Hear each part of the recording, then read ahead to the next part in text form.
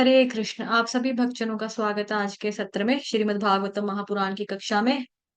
सत्र का शुभारंभ हम पहले श्री मंगलाचरण के साथ आरंभ करेंगे। ओम अज्ञानतिमिरान्धस्य ज्ञानांजन शलाकया चक्षुरुन्मिलितं येन तस्मै श्री गुरुवे नमः।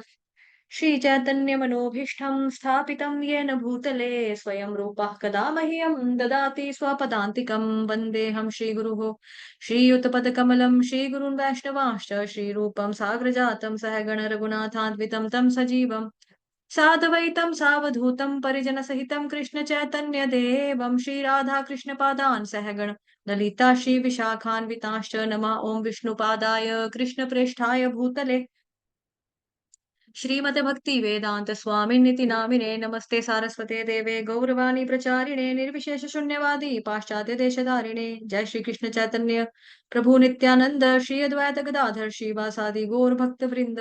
हरे कृष्ण कृष्ण कृष्ण हरे हरे, हरे राम राम राम हरे हरे। हरे कृष्ण। आप सभी भक्तजनों का, सभी भागवतों का स्वागत है श्रीमद् भागवतम महापुराण की कक्षा में।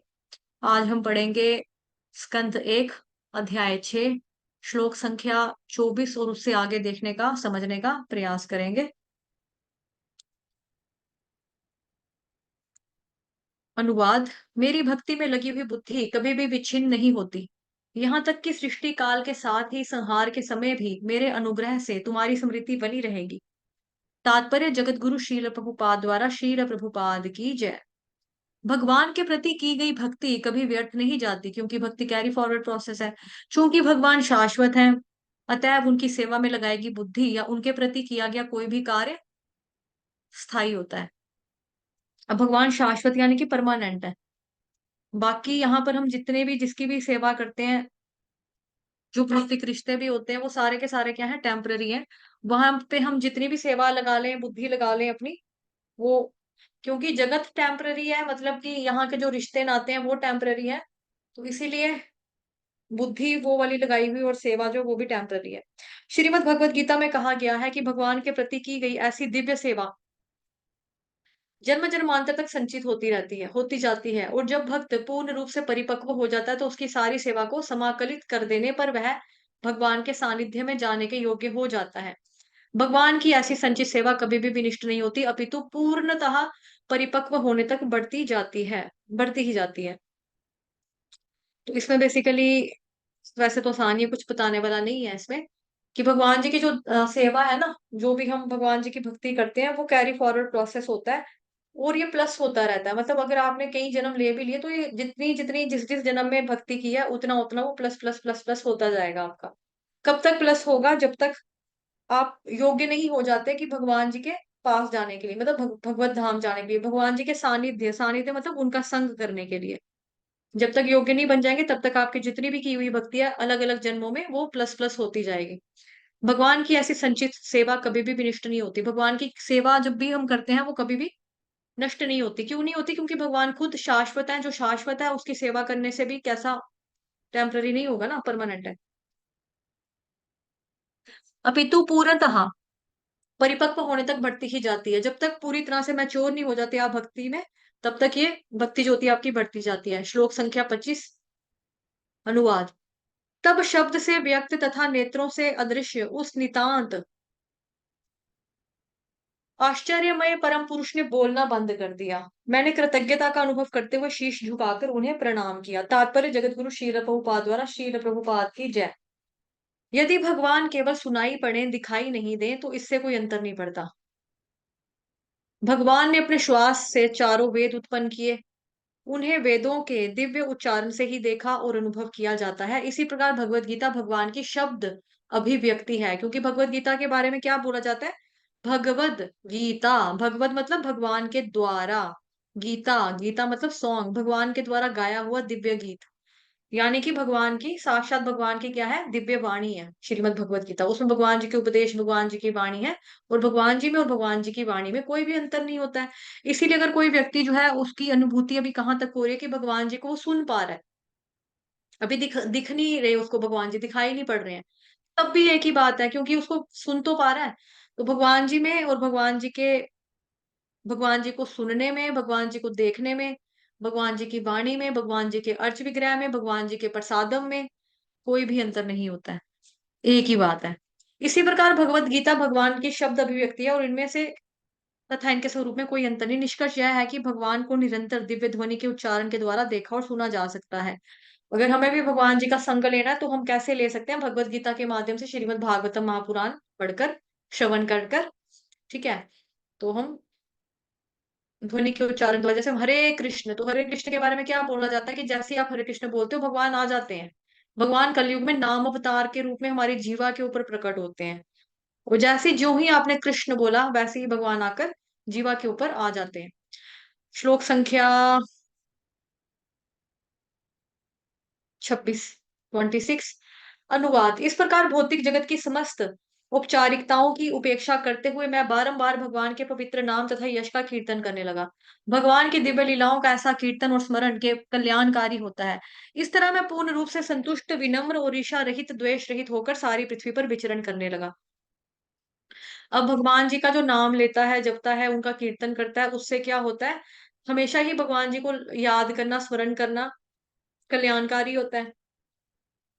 और इसका प्रभाव क्या पड़ता है कि जो व्यक्ति होता है वो संतुष्ट हो जाता है और विनम्रता का गुण उसके अंदर डेवलप होता है और साथ ही ईर्ष्या रहित हो जाता है, द्वेष रहित हो जाता है। तात्पर्य जगत गुरु श्रील प्रभुपाद द्वारा। नारद मुनि ने अपने व्यक्तिगत उदाहरण से भगवान के निष्ठावान भक्त के जीवन का संक्षेप में वर्णन किया। ऐसा भक्त भगवान से या भगवान के प्रमाणिक प्रतिनिधि से दीक्षा ग्रहण करने पर भगवान की महिमा का गंभीरता पूर्वक कीर्तन करने लगता है और सारे संसार में विचरण करता है, जिससे अन्य लोग भी भगवान की महिमा का श्रवण कर सकें। ऐसे भक्तों को भौतिक लाभ की कोई इच्छा नहीं रहती। उनकी एकमात्र इच्छा होती है कि वे भगवान के धाम को वापस जाएं। यथा समय भौतिक शरीर त्यागने पर उन्हें यह अवसर प्राप्त होता है, क्योंकि भगवत धाम को वापस जाना उनके जीवन का परम लक्ष्य होता है। अतः वे ना तो किसी से ईर्ष्या करते हैं, ना ही भगवत धाम जाने के लिए सुयोग्य होने का उन्हें अभिमान होता है। उनका एकमात्र व्यवसाय भगवान के पवित्र नाम, यश और लीलाओं का कीर्तन, स्मरण और अपनी व्या व्य क्या बोलेंगे व्यक्ति एक मिनट रुको व्यक्ति व्यक्तिक क्षमता के अनुसार भौतिक लाभ की इच्छाओं से रहित होकर दूसरों के कल्याण हेतु संदेश का प्रचार करना है। श्लोक संख्या 27। अनुवाद। और हे ब्राह्मण व्यासदेव, इस तरह मैंने श्री कृष्ण के चिंतन में पूरी तरह से निमग्न होते हुए तथा किसी प्रकार की आसक्ति ना रहने से समस्त भौतिक कल्मशों से पूर्ण रूप से मैं मुक्त हो जाने पर यथा समय मेरी मृत्यु हुई, जिस प्रकार बिजली का गिरना और प्रकाश कौंधना एक साथ होते हैं। तात्पर्य जगत गुरु श्रील प्रभुपाद द्वारा। श्रील प्रभुपाद की जय। कृष्ण के विचारों में पूर्ण रूप से निमग्न होने का अर्थ है भौतिक कल्मश और लालसाओं से छुटकारा। हम्म जिस प्रकार किसी धनी व्यक्ति को छोटी छोटी चीजों की परवाह नहीं रहती, उसी प्रकार भगवान श्री कृष्ण का भक्त शाश्वत जीवन, ज्ञान और आनंद से युक्त भगवान के धाम जाने के प्रति आश्वस्त और प्रफुल्लित रहने के कारण छोटी छोटी बातों की लालसा नहीं करता। अभी जो भगवान के भक्त होते हैं ना, कृष्ण के डिवोटीज होते हैं, जैसे कहीं कहते हैं ना कि मतलब जिंदगी में अगर कोई लक्ष्य ना हो, मकसद ना हो, कोई गोल ना हो, किसी चीज को अगर हमारे पास अचीव करने के लिए कोई चीज नहीं है तो जिंदगी जीने का मजा नहीं आता। या फिर बोलते हैं कि हमें प्रेरणा कहाँ से मिलेगी कि भाई कर्म करना है या मतलब मेहनत करनी है, कर्म करना है, मेहनत करनी है, फल चाहिए, तो हमें प्रेरणा कहाँ से मिलेगी? तो बेसिकली जो कृष्ण भगवान जी के भक्त होते हैं ना, ये हाईली एम्बिशियस भक्त होते हैं। ऐसा नहीं है कि इनका जो टेस्ट होता है वो लो लेवल का होता है या थोड़ा, ये छोटी छोटी चीजों में ही खुश हो जाते हैं कि ये बोल रहे हैं भगवान जी हमें भक्ति चाहिए। भगवान के नहीं, ये ले ले गाड़ी ले ले, क्या करनी है भक्ति करके, ठीक है भगवान जी गाड़ी दे दो, जो आपकी इच्छा गाड़ी दे दो। ये उनमें नहीं, इनको कोई आकर बोलेगा ना ब्रह्मलोक चले जाओ, ना ब्रह्मलोक नहीं जाना, फिर कहाँ जाना है? गोलोक वृंदावन धाम जाना है। इनको कोई बोलेगा साकेत धाम चले जाओ, नहीं गोलोक वृंदावन धाम जाना है। इनको कोई बोलेगा महेश धाम चले जाओ, नहीं गोलोक वृंदावन धाम जाना है। मतलब 14 लोक है, 14 लोक में से कोई मर्जी, जिस मर्जी इनको लोक का नाम बताएंगे, इनका जो होगा हाईली एम्बिशियस, ऊपर की सोच रखने वाले, सबसे ऊपर सबसे ऊंचा गोलोक वृंदावन धाम ये लोग जाना चाहते हैं। और इसलिए इनको छोटी छोटी बातों की, छोटी छोटी लालसा की ज्यादा परवाह नहीं होती, ना ही कुछ छोटा छोटा मिलने पर ये खुश होते हैं ज्यादा, क्योंकि इनको मालूम है ये सारी चीजें जो छोटी छोटी मिल रही है ना, छुटपुट चीजें, ये बेसिकली क्या है? ये टेम्पररी है। इनकी कोई इंपॉर्टेंस नहीं है जिंदगी में। अगर हमें कोई चीज आनंद देती भी है, जैसे ना शाश्वत जीवन, ज्ञान, आनंद से युक्त भगवान के धाम जाने, अगर हमें भगत भौतिक जगत में अगर कोई चीज हमें अ, आनंद देती भी है, आनंद की अनुभूति हमें होती है। मान लो किसी को राजमा-चावल खा के आनंद की अनुभूति हो रही है, किसी को फ़िल्म देख के हो रही है, किसी को गाना सुन के हो रही है, किसी को डांस देखकर, किसी को डांस कर कर अनुभूति होती है, आनंद की प्राप्ति, कि खुशी, प्रसन्नता, मज़ा मज़ा आया। लेकिन जो परम आनंद है ना और शाश्वत आनंद है, वो भगवान जी के साथ ही है, भगवान जी की भक्ति करके ही है, प्रेमामय भक्ति में ही है। वो छोटी-छोटी चीज़ों की प्रसन्नता अगर आप प्राप्त कर भी लोगे तो उसमें नहीं होगा फ़र्क ज़्यादा, मज़ा नहीं आता। क्योंकि ये सब वास्तविकताएँ की पुतलिकाएँ या छाया मात्र होती हैं। मतलब रियल हैप्पीनेस नहीं है, छाया मात्र ही होती है और उनका कोई स्थायी महत्व नहीं होता। अब जो चीज़ टेम्परेरी है ही नहीं, तो उसको लेकर कोई क्या करेगा? जैसे आप छोटे बच्चे को भी अगर कोई चीज़ अगर हम बचपन में देते हैं ना या हमें ही कभी कोई चीज़ मिलती थी, तो हम ये आप ले लो, ये आपके लिए। हैं! हमेशा के लिए? पल के लिए ये मैं रख लूँ? पल के लिए, हमेशा के लिए मतलब हमेशा के लिए चीज़ मेरी होगी? तो हम बचपन में भी ऐसे थे ना कि हमेशा के लिए ये मेरा हो गया, ये मुझे मिल गया, ये हमेशा के लिए मेरा है। तो ऐसा नहीं होता। अब ये पापा ने मुझे ये मोबाइल हमेशा के लिए दे दिया है। अब ये पापा ने मुझे अपना फाउंटेन वाला पेन हमेशा के लिए दे दिया है। तो हमेशा वाली जो खुशी भी होती है ना, वो भौतिक जगत में हमेशा नहीं रहने वाली है। थोड़े टाइम के बाद वो पेन आपसे खो जाता है, थोड़े टाइम के बाद मोबाइल चलेगा, लेकिन 1-2 साल के बाद आप सोचोगे नहीं यार मोबाइल खटा रहा है, नया लेना है। तो आज जिस चीज़ से आपको भौतिक जगत में प्रसन्नता मिलती है ना, बट वास्तव में वो रियल हैप्पीनेस लॉन्ग रन तक नहीं बन के रहती है, वो चली जाती है। तो फिर वो इसका मतलब परमानेंट हैप्पीनेस नहीं ना हुई। तो परमानेंट हैप्पीनेस कहाँ पे है? अध्यात्म में है, भगवान जी की भक्ति में है, करने में है, सेवा करने में है, प्रेम में। आध्यात्मिक दृष्टि से सुसंपन्न व्यक्तियों का यही लक्षण होता है और समय के साथ जब शुद्ध भक्त पूर्ण रूप से सन्नद्ध रहता है, तो एकाएक शरीर में परिवर्तन होता है, जिसे सामान्य रूप से मृत्यु कहा जाता है। अब हमारे लिए जिसको हम लोग मृत्यु समझते हैं, बट आपने देखा होगा जैसे इस्कॉन में भी कभी डेथ होती है, मतलब कि डेथ तो नहीं कहना चाहिए खैर। अ, अगर चलो इसकी एग्जांपल छोड़ते हैं, हम देखते हैं कि जैसे अ, जो गुरु होते हैं, जो महाराज जी होते हैं, कभी अगर वो समा जाते हैं, ठीक है? जब वो समा जाते हैं तो फिर क्या हुआ कि जैसे मान लीजिए कि जब उनकी वो समा गए तो उसके बाद हम विरह का अनुभव तो करते हैं, थोड़ा बहुत रोना तो आता है, रोते भी हैं, मतलब ज़्यादा भी रोते हैं। लेकिन फिर उसके बाद हमें एक चीज़ की खुशी भी होती है, प्रसन्नता भी होती है कि आज ये भगवत अपने की नित्य लीलाओं में प्रवेश कर गए, भगवत धाम आज ये जा रहे हैं फाइनली। मतलब ऐसा फ़ील होता है ना, तो जो ज्ञानी पुरुष होते हैं, वो ऐसा ही फ़ील करते हैं। तो ऐसे ही यहाँ पे नारद मुनि के लिए बताया जा रहा है कि एकाएक शरीर का परिवर्तन होता है। मतलब चेतना जो है निकल रही है, आत्मा जो है बाहर जा रही है, तो फिर क्या होता है उसको सामान्य रूप से मृत्यु कहा जाता है, डेथ कहा जाता है। लेकिन शुद्ध भक्त के लिए ऐसा परिवर्तन बिजली के समान होता है। अब बिजली के समान क्या होता है? बिजली में क्या होता है कि एकदम रर्र ऐसे भी होता है और ऊपर से रोशनी भी तो चमकती है ना एक साथ में बिजली। तो उसके साथ ही उसकी चमक उसके साथ ही पीछे दिखाई देती है। मतलब बिजली जब कड़कती है, तो साथ ही उसके एक तेज प्रकाश भी लेकर आती है। तो कहने का मतलब क्या है कि परम इच्छा से भक्त का भौतिक शरीर उसी समय बदलता है और उसे आध्यात्मिक शरीर का विकास हो जाता है। जो भगवान जी के शुद्ध भक्त होते हैं, उनके बारे में बात की जा रही है। यहाँ तक कि मृत्यु के पूर्व भी शुद्ध भक्त की कोई भौतिक आसक्ति नहीं होती। अब जैसे रिसेंटली महाराज जी ने हिज होलीनेस गोपाल कृष्ण गोस्वामी जी महाराज जी ने अपना शरीर त्यागा। पर आप देखिए उनकी जो वसीयत थी, उनकी जो विल थी, उसमें क्या लिखा था, कितना सिंपल था उनका कि मेरे पास कोई भी प्रॉपर्टी नहीं है। मेरे पास ये जो लैपटॉप है, ये मोबाइल है 2 और ये दे देना किसी डिवोटी को, ठीक है? मतलब बता कर गए थे, प्रभुपाद जी ने मुझे घड़ी दी थी एज़ अ गिफ्ट, तो अब ये घड़ी मेरे फलाने डिवोटी को दे देना आप, फलाने मेरे डिसाइपल को मिल जानी चाहिए। और मेरे पास अपना खुद का कुछ भी नहीं है। मेरे पास अपना जो खुद का है, वो मेरे भगवान जी के अर्च विग्रह हैं। उनको आप किसी पर्सनली किसी इंसान को मत देना, उसको मंदिर में रखना। तो मतलब ऐसे करके वो पूरा बता कर गए हैं। तो उनके पास कुछ नहीं था और जब तक उनके पास था भी तब भी उनको कोई भौतिक आसक्ति नहीं होती थी।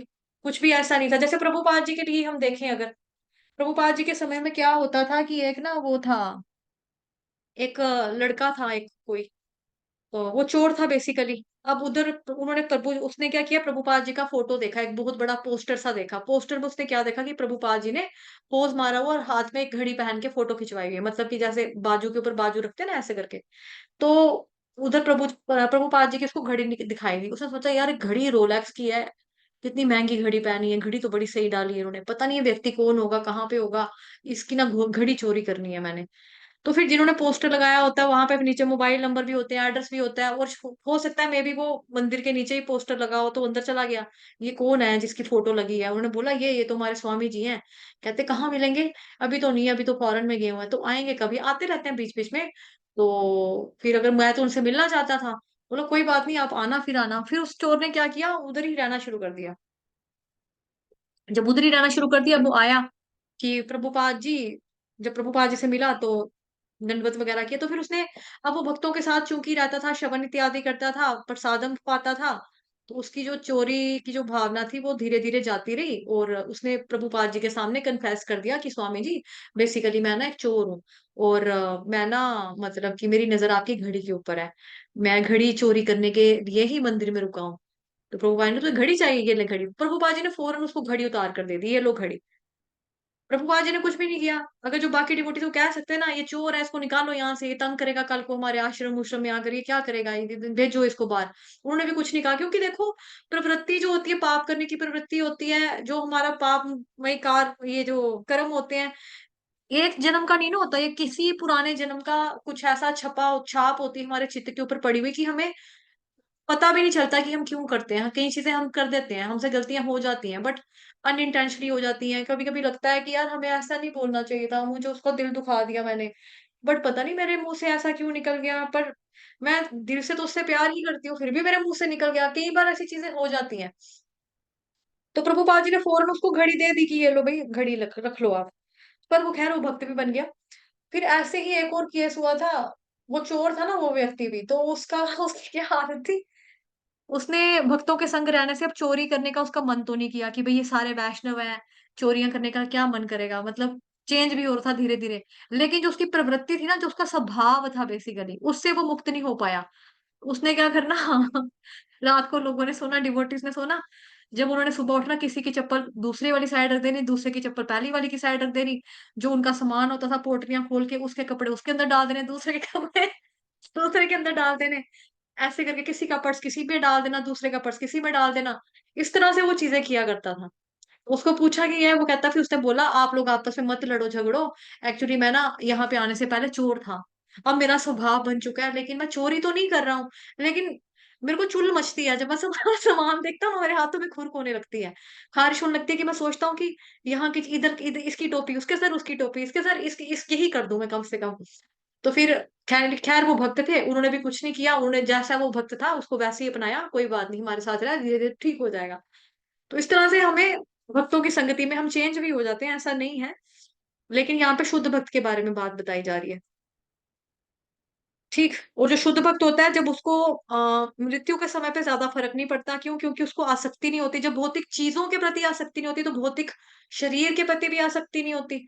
और उसको मालूम है कि मृत्यु के बाद मैंने भगवान जी की भक्ति की है, मृत्यु के बाद उसको आध्यात्मिक शरीर मिलेगा। अगर आध्यात्मिक शरीर नहीं भी मिला, तो भगवान इतने दयालु हैं, कृपालु हैं, वापस जन्म देंगे, भक्त के घर में भक्ति करने का मौका देंगे, ताकि बची कुची भक्ति करके मैं वापस भगवान जी के पास भगवत धाम ही जा सकूं। अहेतु की कृपा भगवान जी करते हैं, ये चीज। ठीक है। और यहाँ पर एक चीज और बतानी थी। चलो ये भक्ति सामने सिंधु से ही वो है ना, सर्वोपाधि विनिर्मुक्तम तत्परत्वेन निर्मलम, वही वाला बहुत बार हो गया, चलो कोई बात नहीं उसको। क्योंकि उसका शरीर आध्यात्मिक बन जाता है, जिस प्रकार अग्नि के संपर्क में आने से लोहा लाल हो जाता है। ठीक है, ये उपमा के माध्यम से समझाया है। उसके बाद श्लोक संख्या है जी, फर्स्ट कैंटो चैप्टर 6 श्लोक संख्या 28। अनुवाद। भगवान के पार्षद के लिए उपयुक्त दिव्य शरीर पाकर मैंने पांच भौतिक तत्वों से बने हुए शरीर को त्याग दिया। इस तरह कर्म के सारे अर्जित फल समाप्त हो गए। तात्पर्य। जगत गुरु श्रील प्रभुपाद द्वारा, श्रील प्रभुपाद की जय। भगवान ने यह बता दिया था कि नारद को भगवान की संगति करने के लिए उपयुक्त दिव्य शरीर प्रदान किया जाएगा। अतः ज्यों ही नारद ने शरीर त्यागा, उन्हें आध्यात्मिक शरीर प्राप्त हो गया, क्योंकि भगवान ने दर्शन दिए थे, बता दिया था सारा कुछ। यह दिव्य शरीर भौतिक आसक्ति से मुक्त और तीन प्रधान दिव्य गुणों से युक्त होता है।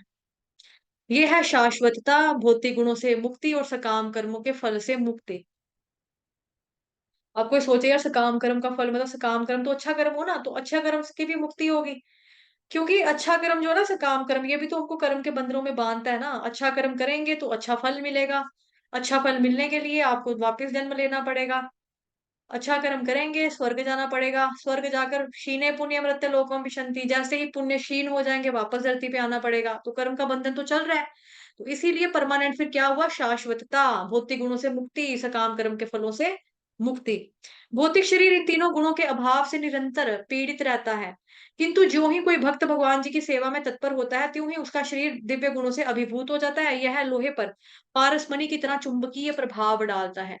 दिव्य भक्ति में सेवा का प्रभाव भी उसी तरह से होता है। फलतः शरीर परिवर्तन का अर्थ है शुद्ध भक्त पर भौतिक प्रकृति के तीन गुणों की प्रतिक्रिया की समाप्ति, रजोगुण सतोगुण तमोगुण की जो प्रभाव होता है उससे छुटकारा।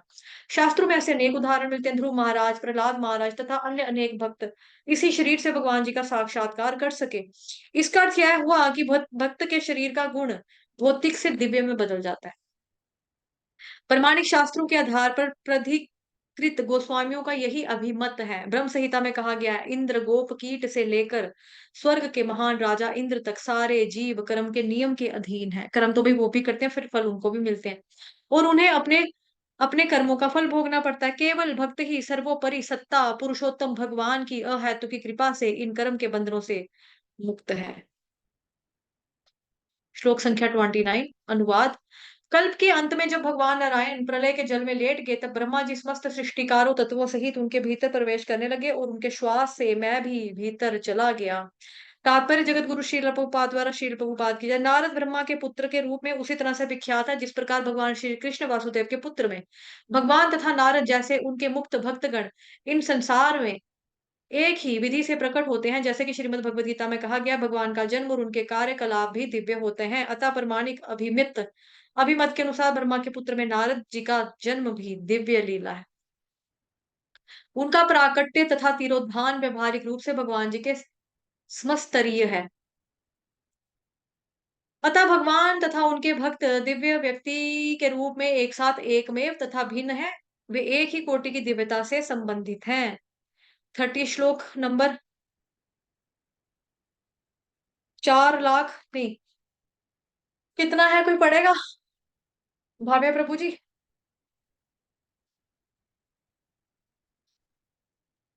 पढ़ो इसको। 4 करोड़ 32 लाख।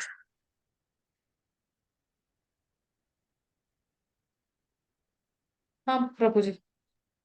जय माता जी। माता जी ये है 432 करोड़।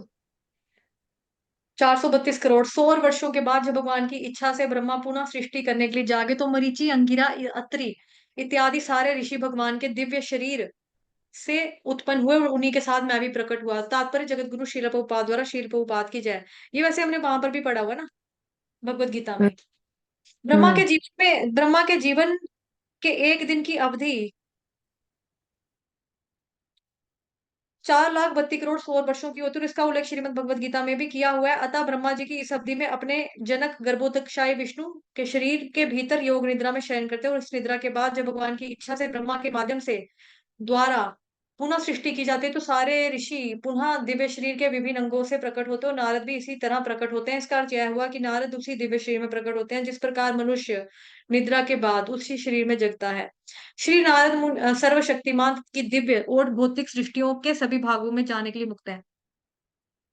तो नारद मुनि जी को बेसिकली एक आध्यात्मिक शरीर प्राप्त हुआ है, जिसकी वजह से वो कहीं पर भी भ्रमण कर सकते हैं। किसी भी वक्त चाहे, किसी भी वेग से चाहे वो पहुंच सकते हैं, वो जा सकते हैं। वे अपने दिव्य शरीर में ही प्रकट और अंतर ध्यान होते हैं, और यह शरीर बद्ध जीवों के शरीर से भिन्न है, क्योंकि इस शरीर के शरीर में और आत्मा में कोई भी अंतर नहीं होता। श्लोक संख्या 31, अनुवाद। तब से सर्वशक्तिमान विष्णु की कृपा से मैं दिव्य जगत में तथा भौतिक जगत के तीनों प्रखंडों में बिना रोक टोक के सर्वत्र विचरण करता हूं। ऐसा इसलिए है क्योंकि मैं भगवान की अविच्छिन्न भक्तिमय सेवा में स्थिर हूँ। तो रीजन भी बताया जा रहा है कि इतना स्पेशल ट्रीटमेंट नारद मुनि जी को क्यों मिल रहा है, वो खुद ही बता रहे हैं। क्योंकि मैं भगवान की अविच्छिन्न भक्तिमय सेवा में स्थिर हूं। जैसा तात्पर्य जगत गुरु शिला प्रभुपाद द्वारा शील प्रभुपाद की जाए, जैसा कि श्रीमद् भागवतम भगवत गीता में कहा गया कि भौतिक क्षेत्र प्रक्षेत्र यानी कि ब्रह्मांड के 3 प्रखंड हैं। यह है उधर्वलोक, मध्यलोक, अधोलोक। उधर्वलोकों के परे अर्थात ब्रह्मलोक के ऊपर ब्रह्मांड के भौतिक आवरण होते हैं, और उसके भी ऊपर है चिन्मय आकाश, जिसका विस्तार असीम है और जिसमें अपने शाश्वत मुक्त पार्षदों सहित भगवान द्वारा निवसित असंख्य स्वतः प्रकाशित वैकुंठ लोक होते हैं। श्री नारद मुनि इन सभी लोकों में भौतिक तथा दिव्य प्रक्षेत्रों में बिना रोक टोक प्रवेश कर सकते हैं। जिस तरह भगवान अपनी सृष्टि के किसी भी भाग में स्वतः जाने के लिए स्वतंत्र हैं, भौतिक जगत के सारे जीव भौतिक प्रकृति के 3 गुणों सतोगुण, रजोगुण, तमोगुण से प्रभावित रहते हैं, लेकिन श्री नारद मुनि इन सारे भौतिक गुणों से परे हैं, अतः वे कहीं पर भी अबाध रूप से विचरण कर सकते हैं। वे मुक्त अंतरिक्ष यात्री हैं। भगवान विष्णु की अहेतु की कृपा अद्वितीय होती है, और ऐसी कृपा केवल भगवान के अनुग्रह वश भक्तों द्वारा अनुभव की जाती है। तय भक्त कभी भी च्युत नहीं होते। लेकिन भौतिकतावादी अर्थात सकाम कर्मी तथा ज्ञानी अपने अपने गुणों से बाध्य होकर च्युत हो जाते हैं। और जैसा कि कहा जा चुका है कि ऋषिगण नारद की तरह आध्यात्मिक जगत यानी कि वैकुंठ में प्रवेश नहीं कर सकते। इस तथ्य का उद्घाटन नरसिंह पुराण में किया गया है। मरीचि जैसे ऋषि सकाम कर्म के पंडित हैं, तथा सनक और सनातन जैसे ऋषि दार्शनिक चिंतन यानी कि ज्ञान के प्रमाण हैं, किंतु श्री नारद मुनि ही भगवान की दिव्य भक्ति के मूल अधिकारी हैं। भगवान की भक्ति के सारे बड़े बड़े अधिकारी नारद भक्ति सूत्र के अनुसार नारद मुनि के चरण चिन्हों का अनुसरण करते हैं। अतः भगवान के सारे भक्त भगवान के राज्य वैकुंठ में बिना किसी हिचक के प्रवेश करने के पात्र होते हैं। क्योंकि जो 4 कुमार हैं ये ज्ञानी वाले थे। ठीक है, यहाँ पे बताया जा रहा है, ऋषियों के नाम लिए कि वो भी वैकुंठ जगत में प्रवेश नहीं कर सकते हैं। तो कौन कर सकता है? तो नारद भक्ति सूत्र एक ग्रंथ है, उसमें बताया गया कि नारद मुनि के जो चरण चिन्हों का अनुसरण करते हैं, जो उसको फॉलो करते हैं, पद चिन्हों के ऊपर चलते हैं नारद मुनि जी के, वो जो व्यक्ति होता है फिर वो भक्त बन जाता है। वो ऐसा भक्त क्या होता है? ऐसा भक्त भगवान जी के राज्य में, उनकी टेरिटरी में, बैकुंठ लोक में बिना किसी हिचक के प्रवेश करने का अधिकारी हो जाता है। श्लोक संख्या 32। और मैं इस तरह भगवान की महिमा के दिव्य संदेश का निरंतर गायन करते हुए और इस वीणा को झंकृत करते हुए विचरण करता रहता हूँ, जो दिव्य ध्वनि से पूरित है और जिसे भगवान श्री कृष्ण ने ही मुझे दिया था। तात्पर्य जगत गुरु श्रील प्रभुपाद द्वारा श्रील प्रभुपाद की जय। लिंग पुराण में नारद को भगवान श्री कृष्ण द्वारा प्रदत्त तार युक्त वाद्य यंत्र वीणा का वर्णन दिया गया है, जिसको बजाते हैं ना, नारायण नारायण वीणा बजाते हैं ना, नारद मुनि का मतलब इंस्ट्रूमेंट है बजाना एक। जैसे कृष्ण भगवान जी बांसुरी बजाते हैं, ऐसे उनके पास क्या है? वीणा। इसकी पुष्टि श्री जीव गोस्वामी के द्वारा की गई है। यह दिव्य वाद्य भगवान श्री नारद तथा कृष्ण से अभिन्न है। जो ये दिव्य वाद्य है भगवान श्री कृष्ण और नारद जी से अभिन्न है, क्योंकि ये सभी एक ही कोटि, ये एक ही दिव्य कोटि के हैं। क्योंकि भगवान क्या है? वही सभी चीजों के आगार है ना। अगर रस की बात की जाए तो भी, अगर कलाओं की बात की जाए तो भी, जिस मर्जी चीज की आप बात करेंगे तो वो भगवान जी से ही सब कुछ आ रहा है। और नारद मुनि जो है वो स्पेशल ट्रीटमेंट उनको मिल रहा है। क्यों मिल रहा है? वो हम ऑलरेडी भगवान नारद मुनि जी का पूरा जान चुके हैं, हिस्ट्री वगैरह पूरा सब कुछ। उनको आध्यात्मिक शरीर मिला है, साथ ही क्या मिला है? ऐसा शरीर जिसके मतलब जिसकी वजह से वो कहीं पर भी विचरण कर सकते हैं, कहीं पर भी कभी भी पहुंच सकते हैं। तीनों लोकों में वो कहीं पे भी ट्रैवल कर सकते हैं, कभी भी जा सकते हैं। उनमें और भगवान कृष्ण में वैसा अंतर नहीं है, लेकिन फिर भी थोड़ा सा अंतर है, क्योंकि भक्त भक्त होता है, भगवान भगवान होते हैं। लेकिन फिर भी काफी हद तक बताया जा रहा है। जैसे यहाँ पे दिव्य वाद्य के बारे में बताया कि वीणा, नारद मुनि का यंत्र क्या है? वीणा। और बताया जा रहा है यहाँ पे श्री कृष्ण और नारद मुनि जी से ये अभिन्न है। यह दिव्य वाद्य भगवान श्री कृष्ण से और नारद मुनि से अभिन्न है, अलग नहीं है, एक ही है। क्यों? क्योंकि एक ही दिव्य कोटि के हैं। कोटि का मतलब होता है प्रकार, टाइप। कोटि का मतलब क्या होता है? टाइप होता है। इस वाद्य द्वारा झंकृत ध्वनि कभी भौतिक नहीं हो सकती। अतएव नारद के इस वाद्य द्वारा प्रसारित महिमा तथा लीलाएं भी दिव्य हैं। उनमें भौतिकता का जरा भी उन्माद नहीं है। सप्त स्वर, श यानी कि षडज, री यानी कि ऋषभ, गा गांधार, म मध्यम, प पंचम, ध धैवत तथा नी निषाद। तो ये म्यूजिक का जो है ना, म्यूजिक सारे गामा पा धा नी सा, पूरा वही है सप्त स्वर। ठीक है, सारे गामा पा धा नी सा से शुरू हुआ ना। तो सारा ये सब क्या है? ये दिव्य है, बिकॉज ये भगवान जी से ही सारा आ रहा है, और विशेष रूप से दिव्य गीतों के लिए है। भगवान के शुद्ध भक्तों के रूप में श्री नारद देव भगवान द्वारा प्रदत्त इस वीणा के ऋण से सदैव उऋण होते हैं। उन्हें कुछ नहीं चुकाना होता। क्यों? क्योंकि वे निरंतर भगवान जी के दिव्य यश का गायन करते रहते हैं, इसलिए। इसी प्रकार से वो अपने उच्च पद पर अच्युत हैं, चूकते नहीं है वहां से। उनका स्टेबिलिटी बन चुकी है, वहां पे स्थिर हो चुके हैं।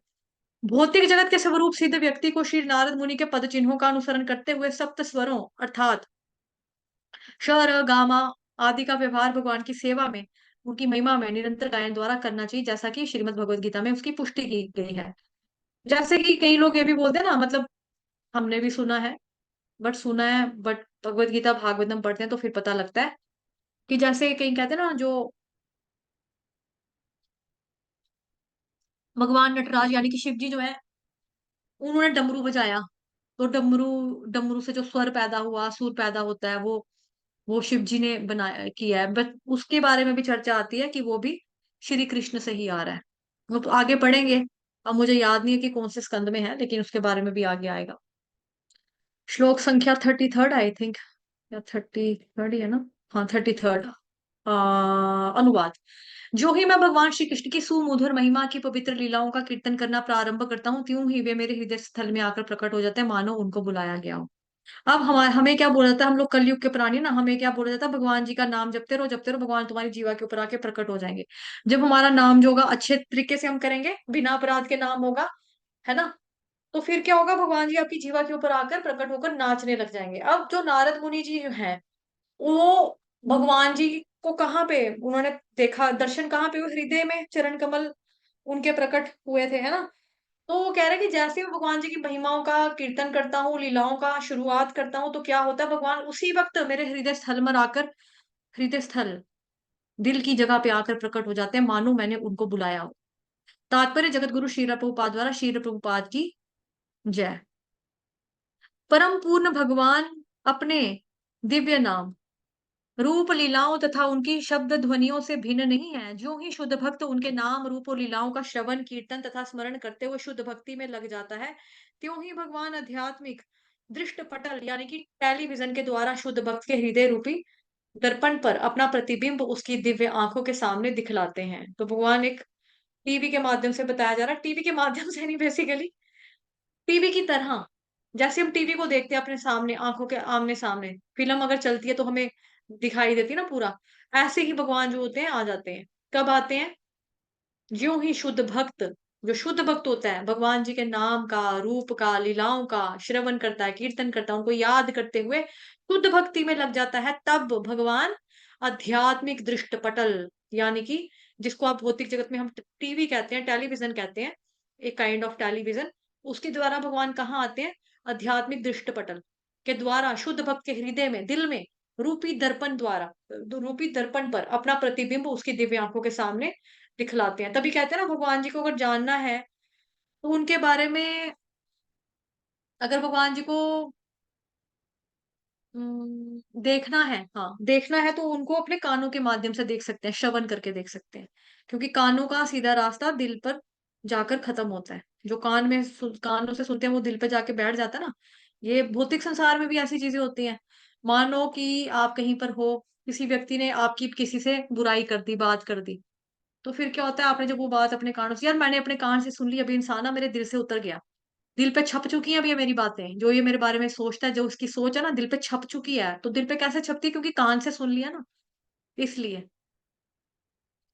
तो ऐसे ही जब हम भगवान जी की दिव्य लीलाओं को सुनते हैं, यश को, नाम को, रूप को श्रवण कीर्तन इत्यादि करते हैं, स्मरण करते हैं, तो क्या होता है, दिल पे आकर भगवान जी जो होते हैं वो स्थिर हो जाते हैं, और फिर हम उनका दर्शन कर सकते हैं अपने दिल में ही। अतएव शुद्ध भक्त जो भगवान से दिव्य प्रेमा भक्ति के कारण जुड़ा रहता है, प्रतिक्षण भगवान जी की उपस्थिति का अनुभव कर सकता है।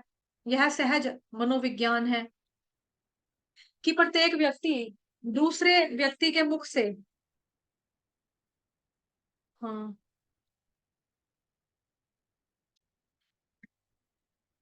यह सहज स्वभाव है और भगवान की अन्यों की भांति एक व्यक्तित्व होने के कारण इस मनोविज्ञान से अलग नहीं है। क्योंकि हर व्यक्तिगत आत्मा में पाए जाने वाले मनोवैज्ञानिक लक्षण परम भगवान के उसी मनोविज्ञान के प्रतिबिंब ही है। अंतर केवल इतना सा ही है कि भगवान सर्वश्रेष्ठ पुरुष हैं और अपने समस्त कार्यों में अलौकिक हैं। अतः यदि शुद्ध भक्त द्वारा अपने यश के गायन से भगवान आकृष्ट होते हैं तो इसमें कोई भी विषम्य नहीं होना चाहिए, क्योंकि वे परम पूर्ण हैं, अतः वे अपनी महिमा गायन से ही प्रकट हो सकते हैं। और ये दोनों बातें एक हैं। श्री नारद भगवान की महिमा का कीर्तन किसी निजी लाभ के लिए नहीं, अपितु इसलिए करते हैं क्योंकि यह महिमा गायन भगवान से अभिन्न होता है। नारद मुनि अपने दिव्य कीर्तन से भगवान जी के समक्ष पहुंच पाते हैं। श्लोक संख्या 34। अनुवाद। यह मेरा निजी अनुभव है कि जो लोग विषय वस्तु से संपर्क की इच्छा रखने के कारण सदैव चिंताग्रस्त रहते हैं, वे भगवान की दिव्य लीलाओं के निरंतर कीर्तन रूपी सर्वाधिक उपयुक्त नौका पर चढ़कर अज्ञान रूपी सागर को पार कर सकते हैं। तात्पर्य जगत गुरु श्रील प्रभुपाद द्वारा श्रील प्रभुपाद की जय। जीव का लक्षण यह है कि वह थोड़े समय के लिए भी मौन नहीं रह सकता, वह कुछ ना कुछ करता रहता है, कुछ ना कुछ बोलता रहता है या सोचता रहता है। सामान्य रूप से भौतिकतावादी लोग ऐसे विषयों के बारे में सोचते तथा बातें करते रहते हैं जो उनकी इंद्रियों को तुष्ट करने वाले होते हैं, क्योंकि ये सारी बातें बहिरंगा शक्ति के प्रभाववश की जाती हैं। अतएव इंद्रियों के कार्यों से उन्हें उनकी संतुष्टि नहीं मिल पाती, उल्टे वे चिंताओं से पूर्ण होते जाते हैं। यह माया कहलाती है, जिसका अर्थ है वह जो नहीं है। माया का मतलब क्या होता है? माँ या, जो नहीं होती, जो नहीं है, उसका मतलब होता है माया। ऐसी वस्तु जिन्हें तुष्टि प्रदान नहीं कर पाती उसे तुष्टि की वस्तु मान लिया जाता है। माया का मतलब क्या? जो है नहीं है, जो नहीं है उसको हम सोचते हैं कि ये है, और जब वो चीज हमसे दूर होती है फिर हमको वो तकलीफ देती है। तो हमें वो तभी करके भौतिक जगत में हमें किसी भी चीज से संतुष्टि नहीं मिलती, बिकॉज हमें लगता है ये है लेकिन वो होता नहीं है। अतः नारद मुनि अपने निजी अनुभव से बताते हैं कि इंद्र तृप्ति में निरत ऐसे हताश लोगों की तुष्टि भगवान की लीलाओं के नीर्तन कीर्तन से हो सकती है। बात इतनी सी है कि विषय वस्तु को केवल बदल देना होता है, ना तो कोई किसी जीव को सोचने से रोक सकता है, ना अनुभव करने से, ना चाहने से, ना कार्य करने से रोक सकता है। किंतु यदि कोई वास्तविक सुख चाहता है तो उसे केवल विषय वस्तु बदलनी होगी। उसे चाहिए कि वह मर्त्य मनुष्य की राजनीति पर चर्चा ना चलाकर स्वयं भगवान द्वारा संचालित राजनीति की चर्चा चलाए। वह सिनेमा पात्रों के कार्यकलापों में रुचि ना दिखाकर भगवान जी के नित्य पार्षदों तथा गोपियों और लक्ष्मियों के साथ उनकी लीलाओं की तरफ ध्यान दे। सर्वशक्तिमान भगवान अपनी अहेतु की कृपावश पृथ्वी पर अवतरित होते हैं और संसारी पुरुषों की ही भांति वे अपने कार्य दिखलाते हैं, लेकिन साथ ही वे होते हैं अद्वितीय। क्योंकि वे सर्वशक्तिमान है, वे समस्त बद्धजीवों के लाभ के लिए ऐसा करते हैं जिससे वे लोग अध्यात्म की ओर ध्यान दें। ऐसा करने से बद्धजीव क्रमशः दिव्य पद पर उन्नत होता है और समस्त कष्टों के स्रोत इस भव सागर को पार करता है। श्री नारद मुनि जैसे प्रामाणिक अधिकारी ने अपने निजी अनुभव से ऐसा कहा है, हमें भी ऐसा अनुभव हो सकता है यदि हम भगवान के प्रियतम भक्त इस ऋषि के चरण चिन्हों का अनुसरण करने लगे। श्लोक संख्या 35। अनुवाद। यह सत्य है कि योग पद्धति के द्वारा इंद्रियों को वश में करने के अभ्यास से मनुष्य को काम तथा लोभ और चिंताओं से राहत मिल जाएगी, किंतु उससे आत्मा को संतोष प्राप्त नहीं होगा, क्योंकि यह संतोष भगवान की भक्ति में सेवा करने से ही मिल पाता है। तो जैसे योग पद्धति, योग के प्रोसेस है, आजकल की डेट में योगा का मतलब क्या होता है कि किसी पर्टिकुलर बीमारी के लिए योग करना, किसी को थायराइड है, किसी को शुगर है, किसी को बीपी है, सांस अंदर लो सांस छोड़ो, अनुलोम विलोम प्राणायाम, है ना, ये सारी चीजें। तो इससे क्या हो जाएगा, इससे आपकी सेहत को थोड़ा सा बेनिफिट मिल जाएगा। और जैसे कोई कहता है मेडिटेशन कर लो, कोई कहता है कि योगा करा करो, योगा करने से गुस्सा नहीं आएगा, आपको पीस मिलेगा, शांति का अनुभव करोगे। तो हाँ, जो काम है, मतलब कि गुस्सा नहीं आएगा, आपको क्रोध नहीं आएगा, लालच नहीं उठेगा, इन चिंताओं से थोड़ा सा रिलैक्सेशन मिल जाएगा। लेकिन जो आत्मा है, आत्मा को कभी भी संतोष प्राप्त नहीं होगा। क्यों? क्योंकि आत्मा का स्वभाव क्या है? भगवान जी की भक्तिमय सेवा करना। इसीलिए तात्पर्य जगत गुरु शील प्रभुपाद द्वारा शील प्रभुपाद से योग का लक्ष्य है इंद्रियों का संयम, आसन, विचार, भाव, इच्छा, एकाग्रता, ध्यान तथा अंत में अध्यात्म में लीन हो जाने की योगिक प्रक्रिया का अभ्यास करके मनुष्य इंद्रियों को वश में कर सकता है। तो वो भगवत गीता में भी जो ध्यान योग अष्टांग योग के चैप्टर्स हमने देखे हैं, पढ़े हैं, उसमें क्या है, कुछ प्रोसेस बताए हैं। लेकिन वो उससे क्या है, जो भगवान जी वाला योग भी है, क्योंकि जो योगी होता है, जैसे भगवान जो परमात्मा का बेसिकली ध्यान लगाते हैं, भगवान जी का परमात्मा वाला फीचर का उसका ध्यान लगाते हैं, तो अपनी इंद्रियों को वो कंट्रोल में कर लेते हैं, एक प्रैक्टिस कर करके चक्र को ऊपर तक ला सकते हैं, धीरे धीरे लाते हैं। और इंद्रियों के ऊपर कंट्रोल कर लेते हैं। लेकिन इंद्रियां बेसिकली किसकी तरह होती हैं? जहरीले सांपों की तरह। और योग पद्धति केवल उन्हें वश में करने के लिए होती है। इसके विपरीत नारद मुनि इंद्रियों के निरोध की दूसरी विधि बताते हैं, जो भगवान मुकुंद की दिव्य प्रेमा भक्ति है। वे अपने अनुभव के आधार पर कहते हैं कि भगवान की भक्तिमय सेवा इंद्रियों को वश में करने की कृत्रिम विधि की तुलना में अधिक व्यवहारिक तथा प्रभावशाली है। भगवान मुकुंद की सेवा करने से इंद्रियां दिव्य स्वरूप में से सेवा में लगी रहती हैं। इस प्रकार उनके इंद्रिय तुष्टि में लगने का अवसर ही नहीं रह जाता। इंद्रियों को कुछ काम चाहिए। कृत्रिम इंद्रियां कृत्रिम ढंग से उन्हें रोकना नहीं है, क्योंकि ज्यों ही भोग का कोई अवसर आता है, जैसे हमने पढ़ा था ना थर्ड चैप्टर में उसके बारे में, मिथ्याचारी के बारे में, अ, पाषंडी या पाखंडी के बारे में, मिथ्याचारी के बारे में, कि जब उसको मौका लगेगा ना तो वो चौका मार लेगा। कहेगा चलो कोई बात नहीं, इस वक्त तो कोई नहीं देख रहा ना, भोग कर लेता हूँ, किसी को पता लग रहा है, कौन सा कोई मेरे को देख रहा है। इस तरह से तो इंद्रियों को रोकना दबाना जो होता है वो चीज नहीं होती है बेसिकली। आपका दिमाग में भी वो चीजें नहीं आनी चाहिए, मन में भी नहीं आना चाहिए ऐसा विचार। तो वो होता है कि हाँ कि भाई कंट्रोल है, लेकिन मन में आ रहा है तो नहीं हो रहा, है ना? जैसे ही देखो यहाँ लिखा ना, क्योंकि जैसे ही भोग का कोई अवसर आएगा त्यों ही सांप जैसी इंद्रियां अवश्य उसका लाभ उठाना चाहेंगी। इतिहास में ऐसे अनेक एग्जाम्पल मिलते हैं, जैसे विश्वामित्र मुनि ने मेनका के सौंदर्य पर मोहित हो जाना। इसी तरह सुंदर वस्त्रों से सज्जित होकर माया आधी रात के समय हरिदास ठाकुर के को मोहने के लिए आए, लेकिन वो उन भक्त को अपने जाल में ना फांस सकी। अब वो क्या था, वो क्यों फंस गए विश्वामित्र मुनि? क्योंकि वो योगी हैं। वो योग, ध्यान, योग ये वाला प्रोसेस फॉलो कर रहे हैं। लेकिन यहाँ पे जो हरिदास ठाकुर जी हैं वो श्री कृष्ण के भक्त हैं और भगवान जी के पवित्र नामों का जप कर रहे हैं। तो वो आती है, लेकिन जो हरिदास ठाकुर होते हैं कहते हैं वेट करो, मैं अभी बिजी हूँ, मुझे माला करनी है, माला करने के बाद मैं आपसे बात करूंगा, कोई बात नहीं। फिर ऐसे करते करते 2-3 दिन हो जाते हैं, फिर एंड में वो खुद ही हरे कृष्ण बोलती हुई चली जाती है और उन्हीं को गुरु मत बना लेती है, सॉरी भी बोलती है भाई कि मैंने गलत किया, मैं गलत भाव लेकर आ गई आपके पास, आप तो इतने पहुंचे हुए संत हैं, मैं ऐसी आपको ऐसे आ गई थी। भाव यह है कि भगवान की भक्ति में सेवा के बिना ना तो योग पद्धति ना ही शुष्क चिंतन कभी भी सफल हो सकता है। तो भक्तिमय सेवा जो है ना वो ही मेन है यहाँ पे। भगवान की भक्तिमय सेवा, भगवान की अगर भक्तिमय सेवा नहीं है तो कोई भी योग कर लो खाली है, बेकार ही जाने वाला है। कोई भी शुष्क चिंतन कर लो वो भी बेकार ही जाएगा। सफल कब होगा? जब उसके अंदर इंक्लूड होगी भगवान जी की भक्तिमय सेवा। आत्म साक्षात्कार प्राप्त करने का सर्वश्रेष्ठ उपाय है सकाम कर्म ध्यान योग या शुष्क चिंतन से रंजित हुए बिना भगवान जी की शुद्ध भक्ति करना। ऐसी शुद्ध भक्ति में सेवा दिव्य होती है और योग तथा ज्ञान की पद्धतियां ऐसी विधि से गौण होती हैं। जब दिव्य भक्ति के साथ किसी गौण पद्धति को मिला दिया जाता है तो वह दिव्य नहीं रह जाती, अपितु मिश्रित भक्ति कहलाती है। ठीक है? जैसे ये हाँ सच उत्तर पढ़ा तो है भगवत गीता में, 7 चैप्टर में पढ़ा था ना।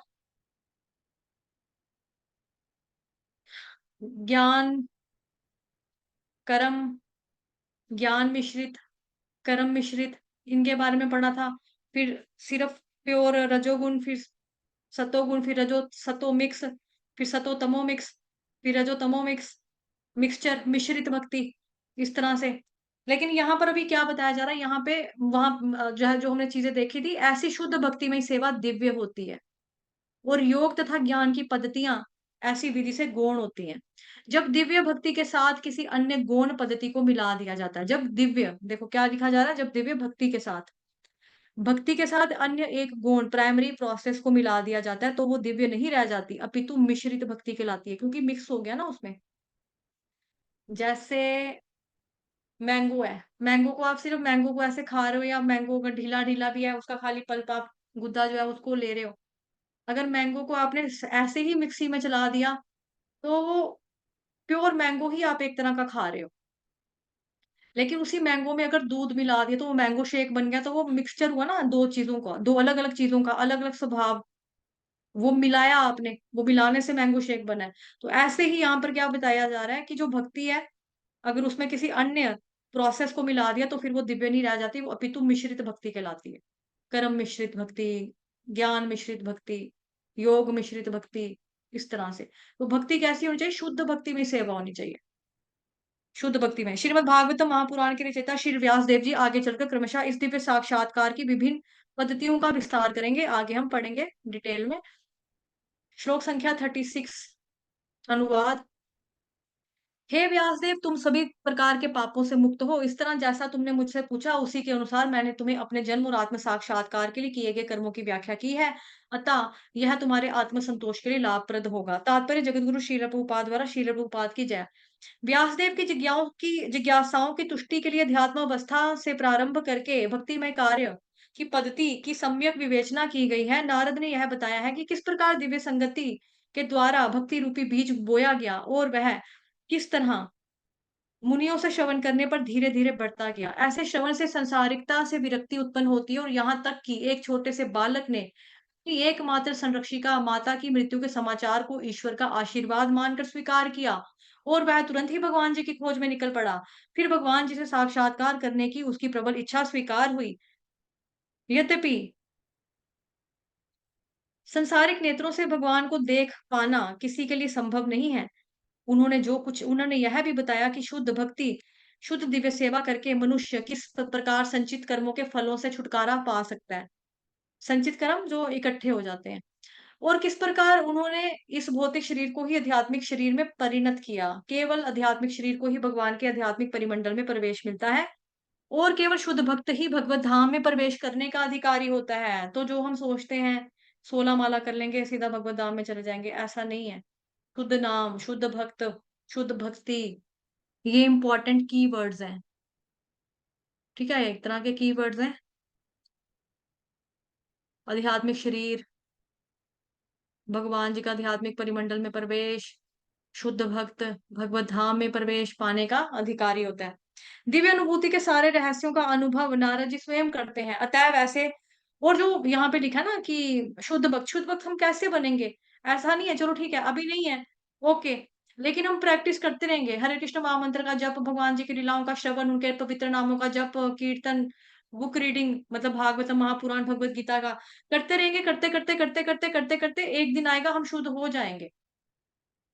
लेकिन मेहनत तो हमको करनी ना, प्रैक्टिस और मेहनत तो हमारी है ना अपनी। अब तरीका क्या है वो तो बता दिया, भगवत धाम जाने का हमें दरवाजा दिखा दिया, रास्ता बता दिया। अब टिकट हमारे हाथ में है।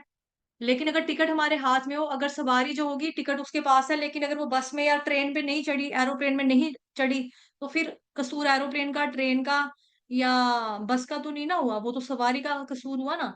कि जब पता आपकी बस जा रही है, चलने वाली है, आप बैठो अपनी टिकट टिकट आपके हाथ में है तो टिकट हमारे हाथ में कौन सी है? हरे कृष्ण महामंत्र जब हम करते हैं उसकी जप थैली और माला, ये हमारी टिकट है।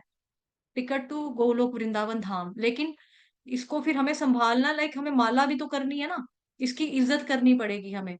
माला करनी है, माला करेंगे तो फिर हम भगवत धाम में जा सकेंगे। भगवान जी के पवित्र नामों का जप कर कर हम जा सकते हैं, क्योंकि कलयुग में एक यही प्रोसेस है।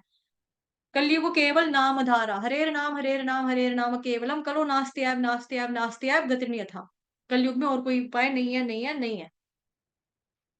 दिव्य अनुभूति के सारे रहस्यों का अनुभव नारद जी स्वयं करते हैं। अतः वैसे प्राधिकारी व्यक्ति से सुनकर ही भक्तिमय जीवन के फलों का कुछ अनुमान लगाया जा सकता है, जिनका सही सही उद्धरण वेदों के मूल पाठ में भी मुश्किल से ही मिल पाता है। वेदों तथा उपनिषदों में इन सारी बातों के विषय अप्रत्यक्ष संकेत है। अब देखो वेदों में और जो भगवान गीता में कहते हैं ना, सर्वस्य चाहम हृदि सन्निविष्टो मत्त स्मृतिर्ज्ञानम अपोहने च वेदैश्च सर्वैरहमेव वेद्यो वेदांत कृद्वेद विदेव चाहम। तो वहां पे भगवान कह रहे हैं लिखा तो भाई मेरे बारे में है, संकलन करता मैं हूँ। कोई चीज अगर आपको वेदों में जानने वाली है तो वो जानने के लायक तो मैं हूँ, मेरे बारे में सब कुछ लिखा है। संकलन करता मैं हूँ, उपनिषदों में मेरे बारे में है। लेकिन अभी वेद किसने लिखे? ऋषि वेद व्यास ने लिखे। पुराण किसने लिखे? इन्होंने लिखे। सब कुछ तो उन्होंने लिखा। लेकिन फिर भी इतना लिखने के बाद भी, साहित्य लिखने के बाद भी इनको खालीपन, अधूरापन, अकेलापन, मतलब कि खली खली खमी खमी सी लग रही है, कमी कमी सी लग रही है। तो वो कमी क्या थी? भगवान जी की प्रेमामयी भक्तिमयी जो भक्ति है उसके बारे में, भक्तों के बारे में कोई कुछ नहीं बताया था, इस वजह से। तो भगवान कह रहे हैं कि वेदों में भी लिखा है भाई मेरे बारे में, उन्हीं के बारे में है। वेदों का सही सही उद्धरण वेदों के मूल पाठ में भी मुश्किल से मिल पाता है। वेदों में भगवान जी के विषय, इन सारी बातों के विषय में अप्रत्यक्ष, इनडायरेक्टली संकेत, हिंट दिए हैं। अब हम लोग कलयुग वाले प्राणी हैं, हम लोगों को हिंट कहाँ से समझ में आएंगे? भौतिक जगत की जो बातें होती है ना, हमको वही समझ में नहीं आती, पहली बात। ओ भैया, ये गोल गोल बातों में हमें नहीं घुमाना, किसी और को घुमाना मुझे नहीं समझ में आती। मुझे बात आती है क्लियर एंड कट समझ में। साफ साफ बताओ क्या प्रॉब्लम है। मेरे को यहाँ वहां गया, वो हुआ, फिर ये हुआ, मुझे कुछ समझ में नहीं आ रहा, मेरे दिमाग में नहीं पड़ रहा। मेरे को टू द पॉइंट बात बताओ, क्या हुआ, पूरा क्लियर कट बताओ। क्यों हमें हिंट समझ में नहीं आते? या फिर हम कहते हैं पहेलियां मत बुझाओ, साफ साफ बताओ क्या बात है। हमें समझ ही नहीं आती, हमारी बुद्धि जिस जगत में हम रहते हैं उसको भी समझने के लायक अभी हम नहीं है पूर्ण रूप से। हमारी जो इंद्रियां वो भी वर्क नहीं कर पाती हैं। इंद्रियां पूर्ण है ना। इसके बारे में हमने ईशोपनिषद में भी पढ़ा, उपदेशा, हाँ ईशोपनिषद में ही पढ़ा, उपदेशा में नहीं, ईशोपनिषद में पढ़ा।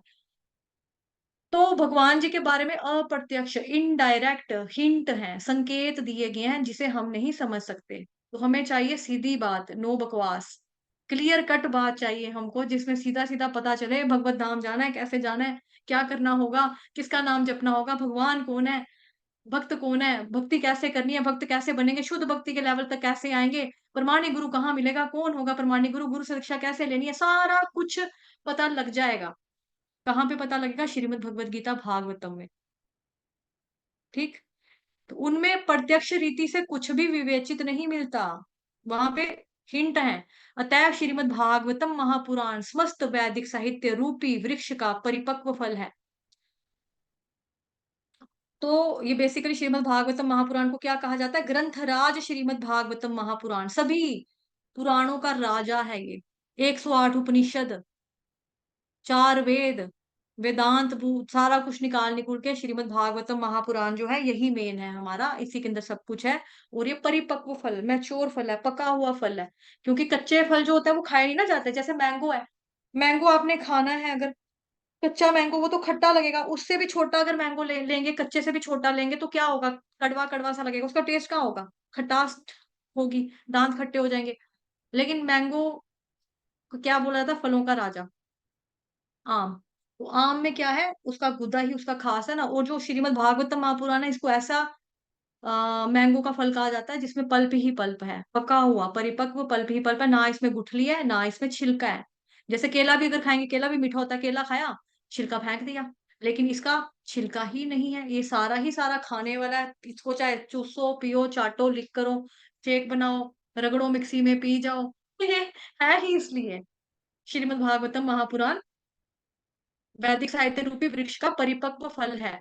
आगे श्लोक संख्या आपका लास्ट आई, लास्ट ही शायद लगता है, याद होंगे, 34। हाँ 34 लास्ट ये। सूत गोस्वामी ने कहा, इस प्रकार व्यासदेव को संबोधित करके नारद मुनि ने उसे विदा ली और अपनी वीणा को झिंकृत करते हुए वे अपनी उन्मुक्त इच्छा के अनुसार विचरण करने के लिए चले गए।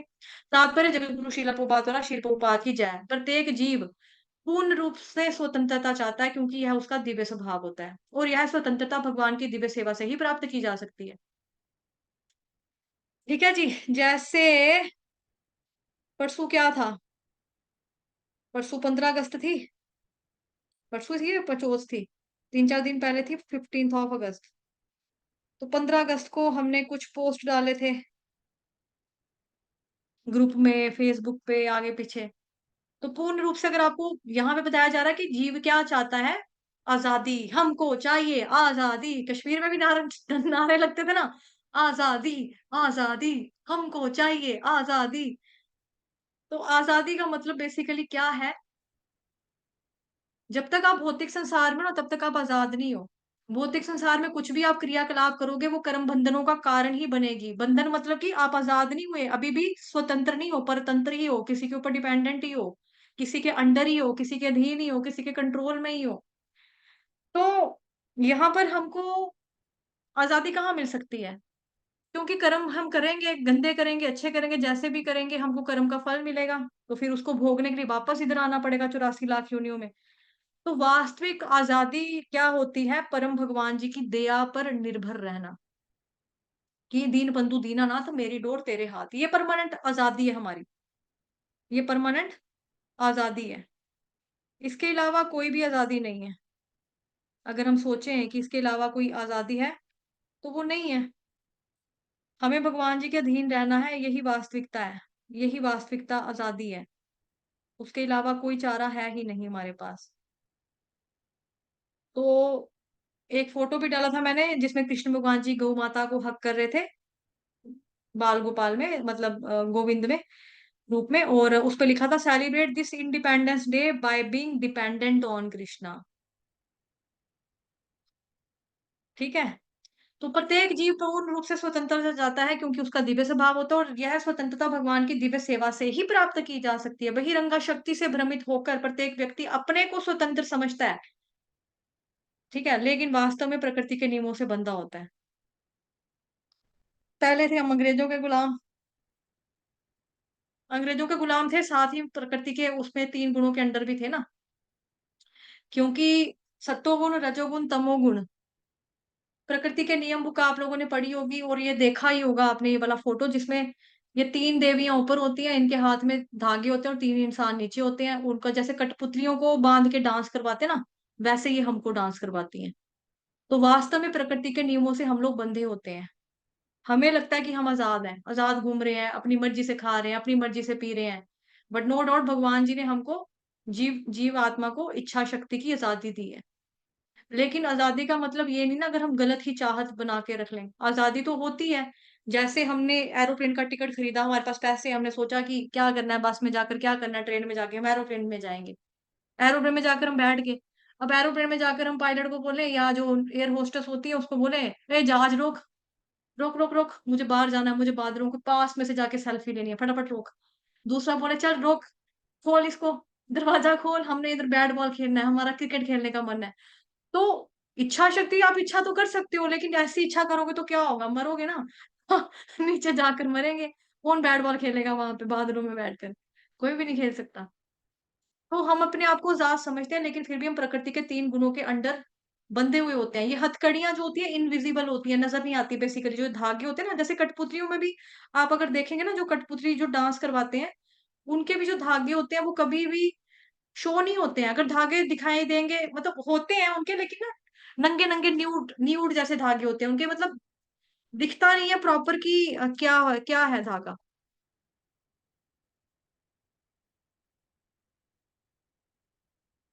धागा दिखाई नहीं देता, बड़े बारीक से होंगे। आ,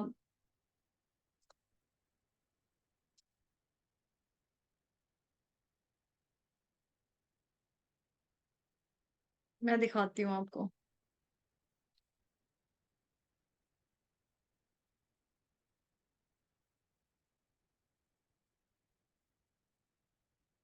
1 मिनट, मैं ढूंढ रही हूँ नेट पे ना। ये तो बुक हमने पढ़ी भी हुई है। ये बुक हमने पढ़ी भी हुई है, ये देखो। ये आ गया प्रकृति के नियम, है ना, ये वाला किताब पढ़ा था ना हमने, बुक पढ़ी थी हमने। तो इसमें क्या बताया जा रहा है, ये 3 देवियां, सत्वगुण, रजोगुण, तमोगुण, ये हमें नचा रही हैं। अब ये प्रकृति के नियम की, ये जो है बेचारा मार रहा है इसको, ये इसको मार रहा है। अगला जन्म इसका देखो मुंह, ये बनेगा, ये बनेगा, ये प्रकृति, लॉ ऑफ कर्मा। तो हम अपनी जीव को जैसे इच्छा शक्ति दिया, इच्छा शक्ति से वो इच्छा तो कोई भी कर सकता है, XYZ जो उसका मन है। तथास्तु तो हो जाएगा कि नहीं मेरा खाने का मन है, भगवान कहेंगे ओके खा लो, लेकिन फल तो आप ही को भोगना है।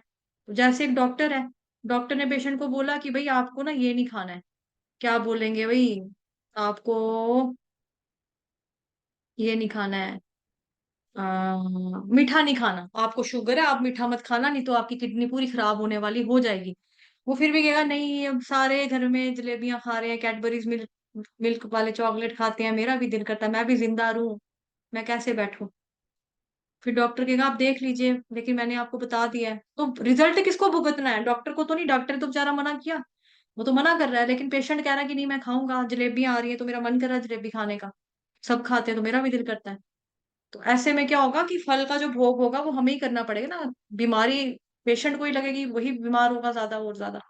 तो ऐसे ही प्रकृति के नियम होते हैं जो हमें अपने अधीन रखते हैं। प्रकृति के जो 3 गुण होते हैं, सत्वगुण, रजोगुण, तमोगुण, इसके प्रभाव में आके हम काम करते हैं, हम फ्री नहीं होते हैं। और यही बेसिकली हमें बांधने का, हमारे अपने कर्म ही हमें बंधनों में बांधने का कारण बन जाते हैं बेसिकली। जब बद्धजीव इसी संसार में मुक्त भाव से विचरण नहीं कर सकता, तो फिर उसके एक लोक से दूसरे लोकों में जाने के विषय में तो क्या कहना। लेकिन नारद जैसे पूर्ण मुक्त व्यक्ति जो निरंतर भगवान के यशोगान में लगे हो, ना केवल प्रकृति पृथ्वी पर विचरण करने के लिए स्वतंत्र है, अपितु ब्रह्मांड के किसी भाग के साथ ही साथ वैकुंठ के किसी भी भाग में विचरण करने के लिए भी उन्मुक्त है। हम उनकी स्वतंत्रता के प्रसार तथा असीमता की कल्पना ही कर सकते हैं, जो भगवान की स्वतंत्रता जैसी ही है। उनके विचरण का ना कोई कारण, ना कोई दायित्व है, और ना ही कोई उनके मुक्त विचरण से उनको रोक सकता है। इसी प्रकार भक्ति में सेवा की दिव्य पद्धति भी स्वतंत्र है। संभव है कि सारी क्रियाओं के बावजूद भी किसी व्यक्ति में यह विकसित ना हो सके। इसी प्रकार भक्तों की संगति भी स्वतंत्र है। हो सकता है कि किसी भाग्यशाली को यह प्राप्त हो, या किसी को हजार प्रयत्नों के बाद भी यह प्राप्त ना हो पाए। अतः भक्ति के समस्त पक्षों में स्वतंत्रता ही मुख्य धुरी है। स्वतंत्रता के बिना भक्ति नहीं हो सकती। भगवान को अर्पित स्वतंत्रता का अर्थ यह नहीं है कि भक्त सभी तरह से आश्रित है। गुरु के पारदर्शी माध्यम से भगवान जी की शरण में जाना, जीवन की पूर्ण स्वतंत्रता प्राप्त करना है, कि अपनी मर्जी से नहीं, जो आप गुरु महाराज ने बोला उस हिसाब से आप करो। श्लोक संख्या 38, ये लास्ट। अनुवाद। देव ऋषि नारद धन्य है, क्योंकि वे भगवान की लीलाओं का यशोगान करते हैं, और ऐसा करके वे स्वयं तो आनंद लूटते ही हैं, और ब्रह्मांड के समस्त संतप्त जीवों को भी अभिप्रेरणा प्रदान करते हैं। तात्पर्य जगत गुरु श्रील प्रभुपाद, श्रील प्रभुपाद की जय। श्री नारद मुनि अपनी वीणा भगवान की दिव्य लीलाओं के यशोगान करने तथा ब्रह्मांड के समस्त दुखी जीवों को सहारा देने के लिए बजाते हैं। इस ब्रह्मांड में कोई भी सुखी नहीं है, और जिसे हम सुख के रूप में अनुभव करते हैं वह माया का मोह है। भगवान की यहाँ पे देखो, इस संसार में सुख ढूंढना ना, लाइक आप किसी सब्जी वाली दुकान, किसी दवाई वाली दुकान के ऊपर जाके सब्जी मांगो या फ्रूट मांगो। दवाइयों की दुकान है, वहां जाके बोलो भैया गोभी देना, भैया टिंडे देना, टमाटर डालो। वो कहेगा कहाँ से डालो, ये कोई सब्जी की दुकान थोड़ा है। तो ये दुखालयम है, यहाँ पे दुख मिलेगा। यहाँ पे अगर हम सुख ढूंढ रहे हैं गलत जगह पे के ऊपर, मतलब सुख, सुख की तलाश करना गलत नहीं है। खुश रहना या खुश रहने के लिए खोज करना, खुश रहने का सोचना, ये थिंकिंग गलत नहीं है, सही बात है। हर व्यक्ति सुखी रहना चाहता है, लेकिन गलत जगह के ऊपर सुख की तलाश करना, ये वास्तविकता हमारी एक भूल होती है। जैसे मैंने अभी एग्जांपल दिया कि मेडिकल स्टोर के ऊपर जाकर कोई बोले कि मेरे को आप भिंडी डाल दो, करेले दे दो, वो नहीं हो पाएगा। तो ऐसे ही ये भौतिक जगत जो है, ये दुखालयम है। यहाँ पे हम सुख की एक्सपेक्टेशंस अगर रखें, और अगर हम सुख को अनुभव भी कर लेते हैं, टेम्पररी सुख जो हमें मिलते हैं, कि नहीं, क्या सुख में क्या प्रॉब्लम है, सुखी तो है। चॉकलेट रोज मिलती है खाने के लिए, आइसक्रीम खाते हैं, दिन में पिज्जा खाते हैं, रात को गर्म गिलास दूध का पीते हैं हल्दी वाला, आराम से सो जाते हैं। एसी लगा हुआ है, कूलर लगा हुआ है, पखे लगे हुए हैं, गीजर लगा हुआ है। यही जिंदगी है, और क्या, सुख तो है। गाड़ी, जहां आना है जाना गाड़ी से जाओ अपना मजे से। अमीर इतने हैं, जहाज की टिकट खरीदो और फिरो एरोप्लेन में, क्या प्रॉब्लम है। लेकिन ये हमें सुख तो लग रहा है जो हम अनुभव कर रहे हैं, बट बेसिकली माया का मोह है। माया का मतलब जो नहीं है, जो रियल में नहीं है, वो लग रही है, जो है नहीं। भगवान की माया इतनी प्रबल है कि मलभक्षी शूकर को भी अपने सुखी अनुभव करता है। मलभक्षी, मलभक्षी मतलब पॉटी खाने वाला शूकर। शूकर किसको बोलते हैं? पिग को, सुअर को। सुअर जो होता है वो पॉटी खाता है और उसमें ही सुख का अनुभव करता है कि भाई बहुत मजा है। और सुख, सुख का मतलब अगर आप सुअर के आगे हलवा रख दोगे ना कि ये ले देसी घी का खा, ये क्या खा रहा है गंदा, छी छी छी छी, ये देसी घी का खा ले, इसके अंदर हमने ड्राई फ्रूट भी डाले हैं, मीठा भी डाला है, सब कुछ है, ये खा, वो तब भी उसको मजा नहीं आएगा। क्यों? मलभक्षी शुकर अपने ही सुख में अपने आप को सुखी अनुभव करता है कि मजा आया। इस भौतिक जगत के भीतर वास्तविक रूप में कोई भी सुखी नहीं हो सकता, क्योंकि ये दुखालयम है। यहाँ पे सुखी कोई कैसे हो सकता है? श्री नारद मुनि दुखी वासियों को अभिप्रेरणा, अभी हमको ना दुखी वासी, हम दुख में रहने वाले वासी, दुखी वासियों को अभिप्रेरणा प्रदान करने के लिए सर्वत्र विचरण करते रहते हैं। अभी भी नारद मुनि विचरण कर रहे हैं। कहाँ विचरण कर रहे हैं? जो हम पढ़ रहे हैं ग्रंथराज श्रीमद् भागवतम महापुराण, उनके बारे में हमने सारा कथा पढ़ी ना, ये पूरा छठा चैप्टर जो था, उन्होंने सारा का सारा कुछ हमको सब कुछ बताया नारद मुनि ने। तो हमने उनका एक तरह से संग लिया, सारे टिप्स सारे सीक्रेट्स बता के चले गए नारद मुनि की, ये है, मैंने ये किया, ये किया, ये किया, ऐसे किया, ऐसे किया, फिर ऐसे जाकर हुआ। तो हम चाहते तो हम कर सकते हैं। हरेर नाम, हरेर नाम, हरेर नाम केवलम कलो नास्त्याव नास्त्याव नास्त्याव गतिर्न्य था।